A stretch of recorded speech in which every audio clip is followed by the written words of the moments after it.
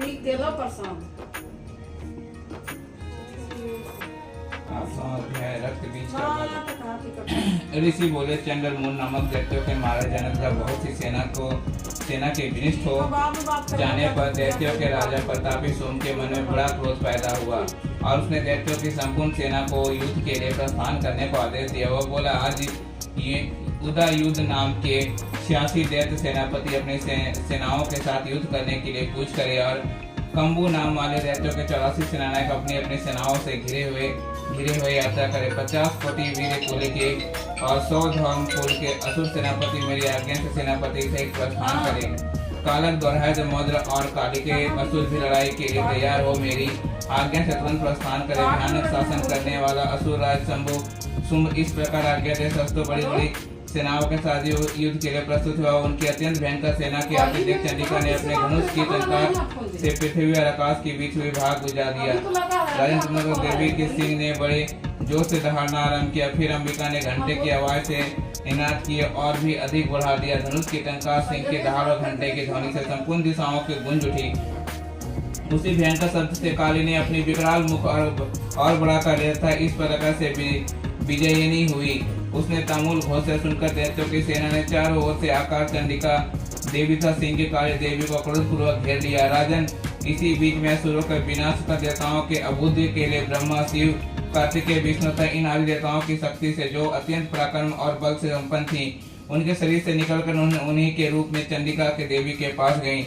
जिस देवता के जैसा रूप वैसा वेशभूषा और जैसी सवारी हो, ठीक वैसे ही साधनों से संपन्न हो, उसकी शक्ति असुरों के साथ युद्ध करने के लिए आई। सबसे पहले हंस युक्त विमान पर बैठी हुई अक्षसूत्रों से कमंडल से शोभमान ब्रह्मा जी की शक्ति उपस्थित हुई, जिसे ब्रह्मानी कहते हैं। महादेव जी की शक्ति से बृहस्पति आरूढ़ हो, हाथों में श्रेष्ठ त्रिशूल धारण किए हुए, महानाग के कंकन पहने, मस्तक में चंद्र रेखा से विभूषित हो वहां पहुंची। कार्तिकेय जी की शक्ति रूपा जगदीपका उन्हीं के रूप धारण किए हुए श्रेष्ठ मयूर से विराजमान हो, हाथ में शक्ति के लिए दैत्यों से युद्ध करने के लिए आई। इस प्रकार भगवान विष्णु की शक्ति गरुड़ पर आरूढ़ हो, शंख चक्र गदा शस्त्र धनुष तथा गण धारण किए वहां अनुपम यज्ञवारा के रूप में धारण करने वाली श्री हरि की शक्ति भी वराह से धारण करके वहां उपस्थित हुई। नरसिंह शक्ति भेंट निसिंह से शरीर धारण करके वहां आई। उसकी गर्दन के बालों के झटके से आकाश के तारे बिखर पड़ते थे। उसी प्रकार से इंद्र की शक्ति बज के हाथ में साधे गजराज रावत पर आसीन हो उठे। उसी के सेन का इंद्र के रूप में वैसा ही उसका भी था। तदनंतर उस देव और देवी शक्तियों से घिरे हुए महादेव जी ने चंडिका से कहा, मेरी संतुष्टि के लिए तुम शीघ्र इन असुरों का विनाश करो। तब देवी ने शरीर के अत्यंत भयानक और परम उग्र चंडिका शक्ति उत्पन्न हुई, जो सैकड़ों गिदड़ियों के भांति शब्द करने लगी। उस अपराजित देवी ने धूमिल जटा वाली महादेवी से कहा, भगवान आप शुंभ निशुंभ के पास दूत बनकर जाइए और उन अत्यंत घमंडी दानव शुंभ और निशुंभ से कहिए के साथ ही उनके अतिरिक्त भी जो दानव युद्ध के लिए वहां उपस्थित है उनको भी संदेश दिए देखते हैं। यदि तुम जीवित रहना चाहते हो तो पाताल को वापस चले जाओ, इंद्र के त्रिलोक का राज्य मिल जाए और देवता यज्ञ भाग का भोग करे। यदि अपने बल पर घमंड से चूर तुम युद्ध करना चाहते हो तो आओ, मेरी योग नहीं तुम्हारे कच्चे मांस से तृप्त हो। क्योंकि उस देवी ने भगवान शिव के दूत में कार्य में नियुक्त किया था, इसीलिए वह शिव दूती के नाम से भी संसार में विख्यात हुई। भगवान शिव के मुंह से देवी के वचन सुनकर वे महादैत्य भी क्रोध से भर आए। उन्हें कात्यायनी विराजमान थी और उसे और बढ़े।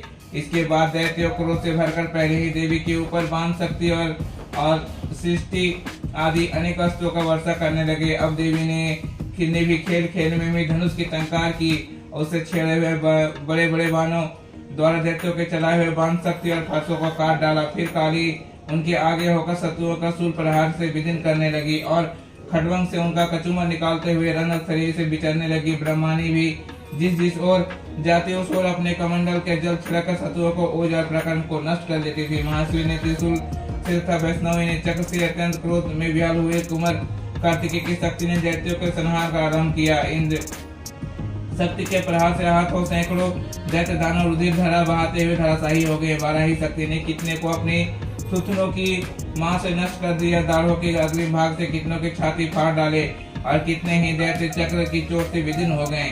नरसिंही भी दूसरे महादेवों को अपने अपने नखों से विदीर्ण करके खाती और सिंहनाथ की दिशाओं में आकर आकाश को गूंजती हुई युद्ध क्षेत्रों में बात विचरने लगी। सीधुती के पतन अर्थात से अत्यंत भयभीत हो कितने ही असुर पृथ्वी पर गिर पड़े।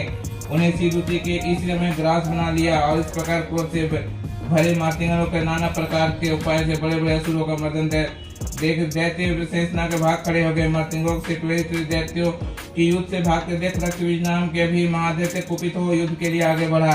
उसके शरीर से जब रक्त की बूंद पृथ्वी पर गिरती तब उसी के समान शक्तिशाली एक दूसरा महादेव पृथ्वी पर पैदा हो जाता।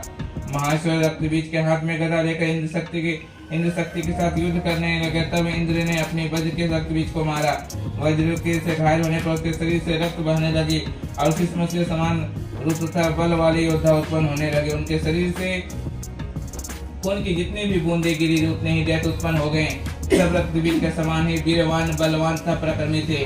वे रक्त से होने वाले दैत्य भी अत्यंत भयंकर अस्त्रों से प्रहार करते हुए मातृगणों के साथ अत्यंत घोर युद्ध करने लगे। पुनः वज्र के प्रहार से जब उसका मस्तक घायल हुआ तो उससे रक्त बहने लगे। इससे हजारों वैसे ही पुरुष उत्पन्न हो गए। वैष्णव ने युद्ध में रक्तबीज पर चक्र का प्रहार किया तथा इंद्र ने दैत्य सेनापति को गदा के चोट से पहुंचाए। वैष्णव के चक्र से घायल होने पर उसके शरीर से जो रक्त बहा उसे 12 आकार वाले विशिष्ट महादेव प्रकट हुए। उनके द्वारा संपूर्ण जगत व्याप्त हो गया। कौमरी ने शक्ति से, वाराही ने खड़ग और महेश्वरी ने त्रिशूल के महादेव से रक्तबीज को घायल किया। उन महादेवों में रक्तबीज ने भी क्रोध में भरकर गदा से भरी मातृ शक्ति से पृथक पृथक प्रहार किया। शक्ति और शूल आदि से अनेक बार घायल होने पर उनके शरीर से रक्त की धारा पृथ्वी पर गिरी। उससे भी सैकड़ों असुर उत्पन्न हुए। इस प्रकार उस महादेव के रक्त से प्रकट हुए असुरों के द्वारा संपूर्ण जगत में व्याप्त हो गया। इससे देवता आतंकित हो उठे। देवताओं को दास दे चंडिका ने काली से शीघ्रतापूर्वक कहा, चामुंडे तुम अपने मुख को इस प्रकार भी को और भी विस्तृत करो और मेरे शस्त्र पातों से गिरने वाले रक्त बिंदुओं को उनसे उत्पन्न होने वाला महादैत्यों को तुम अपने उतावले मुख में खा जाओ। इस प्रकार रक्त से उत्पन्न होने वाले महादैत्यों को भी भक्षण करते हुए तुम रण में विचरती रहो। ऐसा करने वाले दैत्यों का सारा रक्त समाप्त हो जाने पर भी वह स्वयं ही नष्ट हो जाएगा। इन भयंकर दैत्यों को जब तुम खा जाओगे तो उनसे द्वारा नए नए दैत्य उत्पन्न नहीं हो सकेंगे। यह कहकर चंडिका देवी ने शूल के रक्तबीज को मारा और काली ने अपने मुख में उसका रक्त ग्रहण कर लिया। जब उस चंडिका ने गदा पर प्रहार किया किंतु उस गदा पास से देवी को तनिक भी वेदना नहीं हुई। रक्तबीज के घायल शरीर से बहुत सारा रक्त गिरा किंतु ज्यों ही वह गिरा तो वहीं चामुंडा ने उसे अपने मुख में ले लिया। रक्त गिरने से काली के मुख में महादैत्य उत्पन्न हुए। उन्हें भी वह रक्त चक्कर गई और उनके रक्तबीज को रक्त भी पी लिया। तदंतर देवी ने रक्तबीज को जिसका रक्त चामुंडा ने पी लिया था वज्रपान गरग आदि से मार डाला। राजन इस प्रकार शस्त्रों से समुदाय घायल एवं रक्तहीन हुआ महादैत्य रक्तबीज पृथ्वी पर गिर पड़ा। नरवेश्वरी उससे देवताओं को अत्यधिक हर्ष की प्राप्ति हुई और मातृगण ने उन असुरों का रक्तपात की मत से होकर नाचने लगी। इति रक्तबीज बदनामा 8वां अध्याय।